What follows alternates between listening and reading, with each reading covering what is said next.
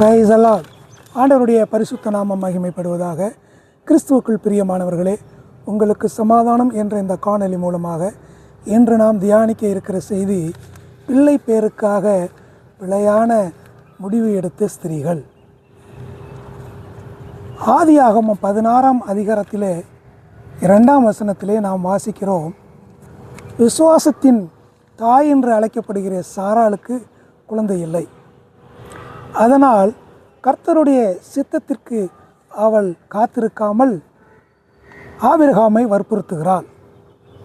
அடிமை பெண்ணாகிய ஆகாரை சேர்ந்து சந்ததியை கொடுக்கும்படி அவள் வேண்டிக் கொள்கிறார்.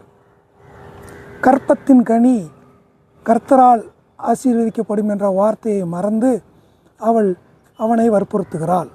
அவனும் ஆகாரோட சேர்ந்து ஒரு பிள்ளையை கொடுக்கிறான். இதனால் அந்த குடும்பத்தில் சக்களத்து சண்டை, ஆபிரகாமுக்கோ மனவேதனை, ஒரே போராட்டம் குடும்பத்தில். கடைசியாக ஆகாரும் பிள்ளையும் அடித்து விரட்டப்படுகிறார்கள்.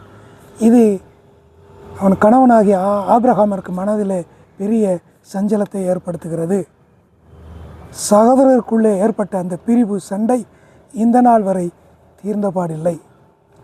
அடுத்ததாக இன்னொரு ஸ்திரியை நாம் பார்ப்போம்.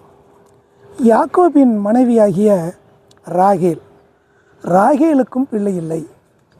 அவளும் கர்த்தருடைய சித்தத்திற்கு ஒப்பு கொடுக்கவில்லை. யாக்கோபை வற்புறுத்துகிறாள். எனக்கு குழந்தை இல்லை, நான் சாகப் போகிறேன் என்கிறாள். யாத்ராகமம் ஆதியாகமம் 30ஆம் அதிகாரம் 1 வசனத்திலே இப்படி நாம் வாசிக்கிறோம்.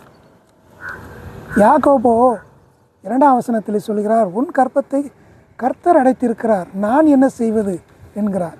ஆனால் அவளோ அதற்கு செவிமடுக்காமல், நீ என் வேலைக்காரியோடு சேர்ந்து என் வீட்டை கட்டு என்கிறார். இங்கேயும் யாக்கோபு வேறு வழி இல்லாமல் வேலைக்காரியோடு சேர்ந்து ஒரு குழந்தையை கொடுக்கிறார். அதன் பின் பாருங்கள், அங்கே வீட்டிலே பிரச்சனை, சண்டை, மனைவிகளுக்கு மத்தியிலே குழப்பம். இதனால் யாக்கோபு மிகவும் மனவேதனைப்படுகிறான்.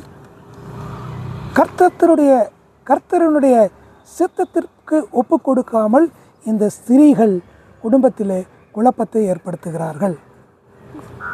குழந்தை இல்லை என்றால் அது கர்த்தரிடம் நாம் வேண்ட வேண்டியது அவசியம். இதைத்தான் ஈசாக்கு செய்தான். குழந்தை இல்லை, கர்த்தரை நோக்கி ஜெபித்தான். அவனுக்கு ஒரு குழந்தையை கொடுத்து ஆசீர்வாதம்